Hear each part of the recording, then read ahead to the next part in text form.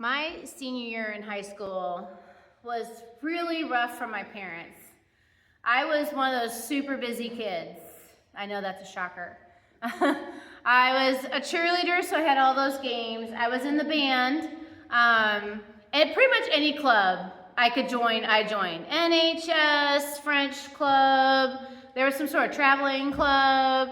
Like, I was constantly at school. I was seriously at school till 9 o'clock many nights a week, which meant being, driven back and forth, mom and dad going to games and all that stuff. So there was just a lot. I was a very busy kid. My brother, my senior year, so I was 17, Chris would have been 11 or 12, so he was a middle school boy. Those of you who've ever been around a middle school boy, they are also very active kids. In addition to that, they were both working full-time. They decided to add on for my graduation party. They were going to host it at our house. And so they decided to add on a kitchen to the house as like for the party, like parents do. A lot of parents like remodel a room. My parents decided to add a room. And here's a picture. The house is for sale right now, so that's on Zillow. So it's not like it was a little bitty kitchen. Wow. Yeah. And of course they would work their full-time job and then come home and hammer nails. My mom and dad built that. Like the two of them built that. It looks a little different than it did when I was a kid, but not a whole lot. So it was a big kitchen. They added that on. Like the day of my graduation party, we were still screwing like electric plates and stuff on. Like we were still putting trim molding up on the day I graduated from, like on my graduation party day. So they had all that going on. And then my grandparents were both sets of my grandparents were starting to struggle, like with their health and stuff. So my dad's mom, she was very unhealthy. She had COPD, asthma, type 2 diabetes. About twice of the year, she would go to the hospital with some sort of respiratory heart situation. And my grandpa was not equipped to deal with that. She ran the household. So when she was hurting, he didn't know what to do. So he was constantly calling my dad, "Can you come over here? I need you right now. I need you to help me with this right now." So my dad, who's trying to build this kitchen, who's trying to raise two kids, who just got off a full shift at the Ford plant, then had a landscaping business, in addition to all that, would go running over to my grandpa's house to help my grandpa with that, to help him with stuff. At the same time, my mom's parents were getting into their 80s. They were like 80 and 82 or something like that. And so their health was starting to fail. And so my grandma was starting to get dementia, which was just awful. And my grandpa was trying very much to take care of her and keep her home as long as possible. And so my mom she had two brothers, and the two brothers lived close, but we lived about 25 minutes away. So they would kind of take turns almost every night. One of them would stop by at least and check on them, make meals, clean, whatever. My mom ended up becoming in charge of the bills. She got power of attorney and guardianship, whatever. She got all the things.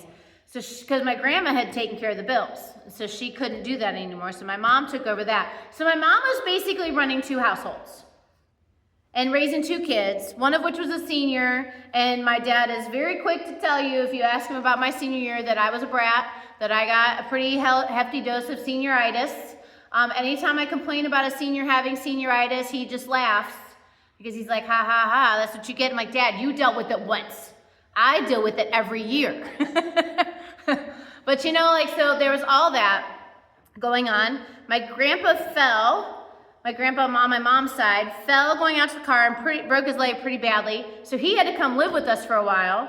And that's when they had to put my grandma in a nursing home. And that is always a terrible decision to have to make. And that was hard. In some ways it was helpful that my grandpa was with us, because he would then help my dad. Like, he couldn't help my dad with the hammer, but he walked my dad through building, because my grandpa was like a genius when it came to building stuff. So but we were taking care of him. So it was just, there was a lot going on. And my mom, she was 37, 38 at the time. But still it was a lot. It was a lot for her to deal with. And I asked them, I was trying to remember the timing of all the things when I was writing this message, and I called them, and so they're like, yeah, we did this, and oh yeah, don't you remember at the same time this was going on, and oh yeah, don't you remember at the same time this was going on, and oh yeah, don't you remember? And they didn't ask for help, because we don't. When you're the caregiver, when you're the person who's trying to hold it all together, we don't usually ask for help. We just do it. We just bend and grin and bear it and just like knuckle down and get her done, no matter what it costs us. Because that's just the way. That's kind of the American way, is don't ask for help, just get it done. And it wears us out. And it's so hard and it's so overwhelming when you're in that position of taking care of someone or someone's. Maybe it's your kids, maybe it's your spouse, maybe it's whatever. Like, that can be a lot and it can really wear us out. So what do we do with that? How do we get through that? And so when I think about that question, I often ask, what does the Bible have to say about that? And so immediately came to mind this guy named Moses. Those of you who in the room who have been around church for a minute have probably heard of Moses. So Moses' family were descendants of Abraham. And like Abraham's grandkids, there was a big famine and they like were starving to death. So they moved to Egypt. And Pharaoh loved them and he gave them like a great place and everything was great. And they multiplied like rabbits. And then a new Pharaoh came on the scene. He's like, what? These guys are like multiplying like rabbits. They're going to overtake me. They're going to get mad at me and they're going to try to take my throne and I don't want to give up my power. So he made them slaves. And it was bad. And then they're like, God, help us. And so God eventually sent them Moses. If you remember the whole 10 plagues and all that stuff. Well, Moses was born one of God's people. He was born an Israelite. And then he tried to stand up for them and he killed this guy and they were like, they got mad at him. So he ran away and lived in the desert for like, 20, 40 years. So when Moses is 80, you guys, Moses was 80 when the whole plagues things hit. Moses was 80 years old when he went to Pharaoh and led his people out into the desert. So 80-year-old Moses, long story short, gets his people out in the desert. You guys, there were 2.5 million people. Los Angeles. Moses took Los Angeles out into the Mojave. He says, hey guys, we're going to walk to Flagstaff, Arizona and live there because it's nice there. So one 80-year-old man leads 2.5 million people out into the desert for what he thinks is going to be a 2-week journey. But long story short, they were jerks. They disobeyed God. God got mad at them, and so they got sentenced to 40 years in the desert. So here's this 80-year-old who is now the governor of LA, leading 2.5 million people in the desert and trying to live in the desert. And he had to take care of all the logistics. He had to handle all the disagreements. It was a lot. And so his father-in-law, a guy named Jethro, comes to see him one day, because Jethro's also lived out kind of near there. He's like, hey, I'm going to go visit. And so Jethro comes for a visit, and Moses is telling him all the awesome things God did. Moses is like, hey, God did all these amazing things. He freed us. He parted the sea, and all of Pharaoh's guys got killed. And now we're living in the desert. He's given us water and manna and quail. So he's telling him about all the hard stuff and then how God saved them. And Jethro's like, that's awesome, man. Like, that's great news. Look at all the good things God has done for Israel in rescuing you guys from Egypt. And he's like, praise the Lord. For who rescued you from the hand of the Egyptians, and Pharaoh, who rescued the people from the land of the Egyptians. He's like, this is great news. Awesome, dude. Awesome job, man. So they go to bed, and the next day, Moses gets up to do what he does every day, which is, the next day, Moses took his seat to serve as judge for the people. And they stood around him from morning till evening. All day long, Moses sat there handling problems. All day long, there was a swarm and a line of people. Where are we going to get this? What are we going to do next? That man took my donkey. That person did something bad to my person. Like, dealing with, as a teacher, I feel like teaching with 7th graders. He took my pencil. He's looking at me. He stole my whatever. She squirted water on me. And I'm like, ugh, all day.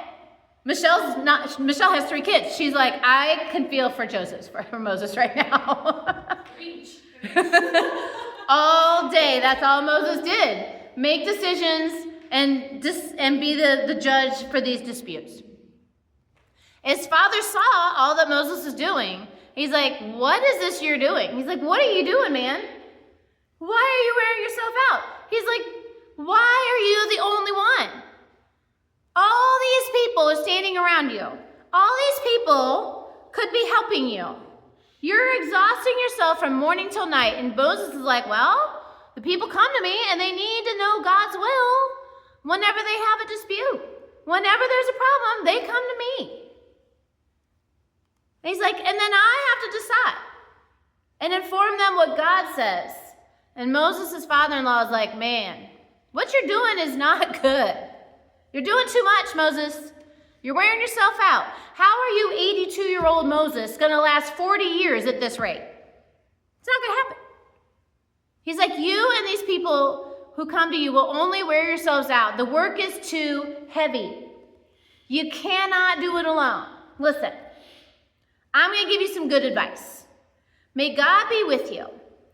You must be the people's representative before God and bring the disputes to him. Yes, that is true. You are the top judge. You are the Supreme Court. He says, but first of all, you got to teach them what God says. Teach them God's decrees and instructions. Show them the way they're supposed to live and behave. Teach them what they should be doing first, and then select some capable men. People who fear God, people who are trustworthy, who hate dishonest gain, and appoint them to be officials over the thousands, hundreds, fifties, and tens. Basically, he's saying, Moses, you need to set up a system of judges where there's like judges over the little squabbly crap, think like your county judges, and then like your state judges, and then your federal judges. He's like, you need to set up a system like that. Have them serve as the judges.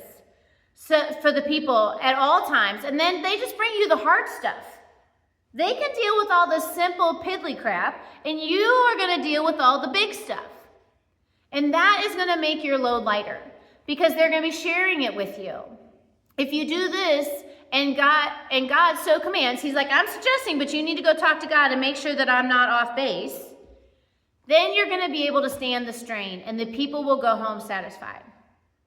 He's like, this is going to solve the problem. God is saying, Moses, you are overwhelmed. You are overworked. My mom was overwhelmed and overworked. And so God's advice is you need to delegate. You need to teach them the right way to do it, and you need to delegate. And delegating can be hard. Delegating authority can be tough at times because it's not going to get done the way you want to do it. Because it's not going to get done the way you have it pictured in your mind. Because it might not be done right. If you delegate to have your spouse do the laundry, they might not put the fabric softener in it. Okay? They might not sort the things the way you think they should. If you let your sister-in-law plan the birthday party, she might not do the decorations and the food that you think, the way you think it should happen. But we need to do this. When we are in those seasons of being overwhelmed, we need to teach them how to do it, and we need to delegate. When I was through FCA, years ago I did FCA, and they did this training with a couple of us coaches called, it's right here, transformational leadership. And transformational leadership is like, most people are doing it like Moses did, where there's one central leader, and all the people are coming to them with all the problems. And it's like, or it's a hierarchy. There's one, and then then there's all these people underneath him. He's like, how about instead we equip leaders? Teach everybody the right way and equip leaders and let the leaders handle it. And so I did that, and I took a lot from it. And with my cheerleaders, I would get really overwhelmed. Constant questions about what bodysuit do we have to wear? What bow are we supposed to have to do? How are we going to wear our hair for the game? Blah, blah, blah. All this little piddly crap that, let's be real, I don't care about. And so I started empowering my captains, and I let them pick the hairstyle, and I let them pick what color bodysuit we're going to wear, and I let them pick the bows out. And they don't get to make all the decisions. Every now and then I get one or two who gets a little big for her britches and thinks that she is the boss and I have to put her in place. But for the most part, it has freed me up. I was really burned out. I didn't know if I could coach anymore. And I started encouraging them all, creating relationships within them, and then I started empowering my captains. Do they always wear their hair the way I want? Nope. Do they always pick out a bow that I think is pretty? Nope. Sometimes they come up with an idea and I'm like, that is not going to work, but okay, we'll try it. And sometimes, like, I think it fails, and sometimes they surprise me and it goes really well. I'm like, well, that was a great idea. Sometimes we've got to, in our lives, delegate when we are overwhelmed. We've got to find a way to get other people involved. And that does two things. Moses was doing two things. He was not only taking the strain off of him so everyone was satisfied, but also he was teaching them how to lead. Because Moses didn't get to go in the promised land. If you know the story, Moses died right before they crossed the Jordan into the promised land. And they had to function without him.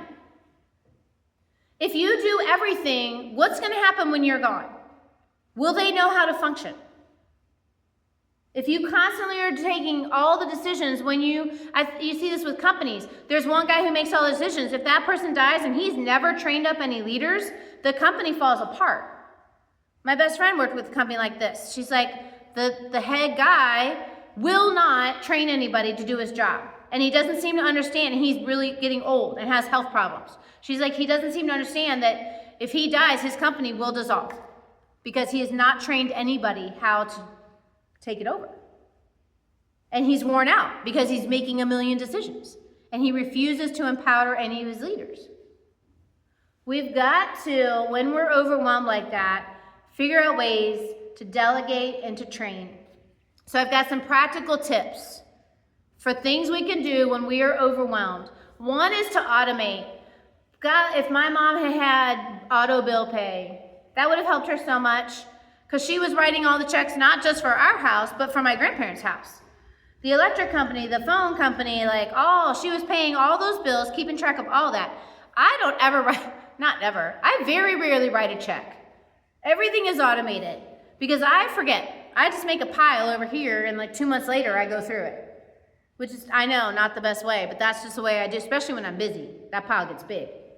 So I automate all my payments are as automated as possible. Also, setting up routines helps, especially during football season. But I do this, I meal plan on Saturdays. On Saturday, I know what I'm going to eat all week. And then I make it Sunday, Monday night. So that on Monday morning, when it's time to go to school, I'm not sitting there thinking, oh gosh, what am I going to have for lunch today? And what do I have the ingredients for? Now I'm trying to prepare it. I just grab it out of the fridge and go. So if there are things you can do, some routines you can set up that help, we don't have to make all these decisions all the time. Because those decisions wear us out. Did you know that it takes about the same amount of brain power to make a small decision as a big decision? Which that is crazy to me. To me, a big decision weighs heavily on us, but they say that small decisions take about as much emotional power, which is why, and the next one is limit options. President Obama understood this. He understood that he was going to have to make 800 decisions that day for the country. And so every day he wore the same outfit. Now, if you notice that, I read it somewhere. I was like, really? He wore the same suit and tie. I mean, he had multiple versions of it so they wouldn't get stinky. But he had basically 10 versions of the same suit. And that's all he wore. And he didn't have to make the decision of what to wear today. He limited his options. And so there wasn't as much. Another way we can limit options is instead of asking your kids, your spouse, what do you want for dinner? Be like, okay, we have spaghetti and we've got tacos. Which of those do you want? Because if you leave it open, then there's this whole big discussion. We got to make a big decision. And sometimes we don't even give them a decision. We just say, we're having spaghetti today. I don't like spaghetti. There's cereal in the fridge. This was my mom's solution. You don't like what we're eating? There's peanut butter and jelly in the pantry. You can make yourself a dinner, whatever you want, but I'm not cooking it. That we had limited, she would ask us when she was meal prepping what we wanted. But after that, you get what you get and you don't pitch a fit. That was the way it was in my house. And I look back now and I realize how overwhelmed my mom was. And I wish she had delegated. I wish she had said, let me know. And I was too selfish because I was a senior to recognize. I wish she had let me know how overwhelmed she was. I could have done more laundry. I could have made some meals. I could have gone to my grandparents and sat with them one night a week and helped cook or clean or whatever. Like, I could have done that for her, but she didn't ask me. She didn't invite me into that. So another thing we could do is create some uniformity. This is a silly one, but like, I got so tired of having to match socks when I was doing laundry that I just bought all the same socks. My black socks are the same. I just keep buying the same pack over and over and over. So that I don't have to worry about matching them. I just grab 2 socks and put them together. And if one gets a hole, I just throw it away. Now I don't have an empty, I don't have an orphan sock. I just pair it with another one that one's got a hole in it, whatever. So there's sometimes we can create uniformity so that we don't have to make decisions. Planning ahead, especially if we're dealing with someone who is nearing the end of life, it is really helpful when someone passes away to have to make all those decisions in addition to the pain you've experienced. When it's all planned out ahead of time, that makes everything easy. When I plan my meals out ahead of time, that makes my life easier. Then I'm not trying to figure out what I have and now I got to run to the store because I'm missing an ingredient. Anything you can do to plan ahead. When I'm coming into cheerleading season, I try to get my lesson plans planned ahead. This year when I come into cheerleading season, all my sermons are written through cheerleading season. So that's one less thing I got to worry about and take the time to do. When I enter August, September, for sure, those sermons are all written. So I don't have to deal with what am I going to preach this week. And that, planning ahead like that has helped me has released so much stress as a pastor. And another one is we got to stop sweating the small stuff. When you're not in a busy season, you've got the emotional capacity to worry about some of the small stuff. But when you're in a stressful time, we don't have the time for that. We got to let some of that little stuff go. Your kid wants to be Cinderella as she goes to school? Fine. Be Cinderella today. Whatever. You want to wear 2 different socks to school? You do you. Whatever. We got to not sweat the small stuff. We got to not get all upset about the little minutia things because they are wearing us out. And if people are like, why'd you send your kid to school in a Cinderella dress? You'd be like, dude, I am barely holding it together. If she wants to be Cinderella, she can be Cinderella. It's fine. She's 6. Sometimes we just got to let some of that little stuff go. Your husband wants to do laundry, but he doesn't fold the clothes the way you fold the clothes. Oh, well. Your wife wants to bring food home, but she wants to bring home something that you weren't thinking about. Oh, well. It's fine. Just let it go. And we've got to teach and enable our loved ones to help themselves. Now, this is especially if it's kids. I've got a friend, she teaches at Ludlow. She's got 4 kids, and she goes to the pool, and I'll sit by her sometimes at the pool. And I'm just amazed because she's so chill at the pool. Her kids will come up to me like, Mom, he pushed me. And she's like, go deal with it. You need to go talk to them yourselves. You know have you talked to them? Have you told them you don't want to be pushed in the pool? No, you tell them. She's like, no, you go tell them to stop pushing you in the pool. Or they'll come and like, Mom, will you put on my swim shirt? She's like, you can put on your swim shirt. You know how to do that. And she's like, if they truly need my help, I will help them. But she learned, read a book or saw something, and they talked about age-appropriate things. And she's like, I saw a 4-year-old putting dishes in the dishwasher. I saw a 4-year-old putting their own socks in their sock drawer. And she was like, and so she started doing it. She started teaching her kids how to do age-appropriate things. Now, she doesn't ask her 4-year-old to make a charcuterie board, But my brother and sister-in-law, they taught when the girls were 10, 12, they taught them how to make a charcuterie board. And so sometimes the girls make dinner. And they cut up the meats and they make a cute little whatever. And if it looks dumb, they don't care because they're going to eat it. But sometimes they let the girls cook dinner. And if that means it's pancakes and bacon, whatever. That's what the girls chose. And now the girls are 12 and 14. If the girls want to do it, that's fine. But they've taught them. And now when those girls go out in the real world, they're going to know how to cook. I had to do laundry. I learned when I was 12 to start throwing laundry in. How are we going to learn those things if we don't start doing them when we're young? And so sometimes we just have to teach them how to do it. Sometimes they have to learn like my mom and dad right now. Sometimes my dad has to learn a different way to do something because he can't do it the way he used to. So it's not that he just has to have my mom do it all. He's got to figure out, or she's got to help him walk through, okay, the way you used to do this doesn't work anymore. How can we do it now different? Like he can't always get his socks on because he can't reach. So he got one of those sock puller-on things that they have in hospitals. Like sometimes we just have to teach old dogs new tricks. All of these things are ways that we can help take the strain off. Because we are not meant to be overwhelmed and exhausted. That is not God's plan for you. If you are overwhelmed and exhausted, that is not God's plan for you. Ask for help, right? Like, find ways to delegate. Find ways to let some stuff go. Find ways to let other people help you do the work that needs to be done. Because you are equipping them to do it themselves. You are empowering them to have some ownership in things. Because let's be real, as people get older, they don't want to sit there like a bum doing nothing. They don't want that. They want to do things for themselves. My dad wants to do things for himself. And sometimes he can't. And sometimes he does have to ask for help. But we've got to let them try, even if it takes longer. We've got to let them try to do things for themselves. We've got to delegate and ask for help. So this week I dare you. Identify one task that you're carrying that someone else could do. What is something in your life that is overwhelming you that you could let someone else help with? I'm not saying like 5 things or whole system overhaul. Like Michelle was talking about Mount Laundry last week. Is there a way that like the kids could fold their own socks and put the socks in the sock drawer? You know, maybe they don't do all the laundry, but like maybe they just take over socks. I don't know, like that's just a practical example. Okay?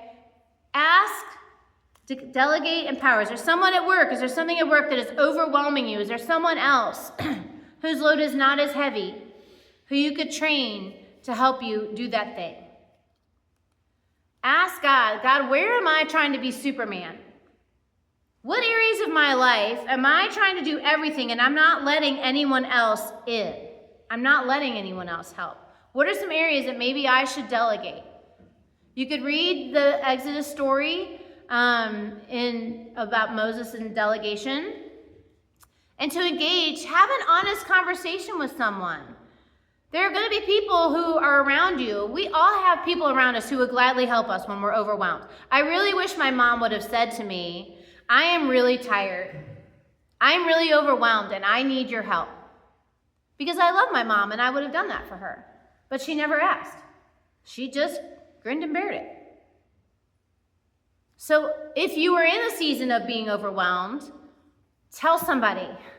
Let them in. And if you're not in that season right now, look around.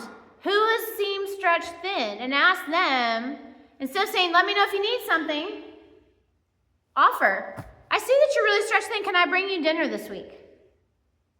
Hey, how about instead of you doing Mount Laundry, you just bag it all up and I will take it home and wash it. My mom did this for my brother. They were out of town and my mom went to the house. She took garbage bags and like all the clothes that were on the floor, anything she couldn't tell if it was clean or dirty, she took bags and bags home, washed, folded, put them in totes, sorted them into like, I think maybe these need to go away, and I think maybe these should stay. Like there was stuff she's like, there is no way this still fits her. Or this has holes in it. She needs to get rid of this sweatshirt. Or whatever. Like this is a sweatshirt from your mom's school 3 schools ago. You don't need to be wearing this sweatshirt anymore. Whatever, like, and she was a little afraid my brother would be offended. And they were like, oh my gosh, thank you so much. Because when they'd walk in their daughter's room, it was overwhelming. And so she just did it. What is something that you could do for someone you know who is overwhelmed right now to help them out? Because we are not supposed to be overwhelmed.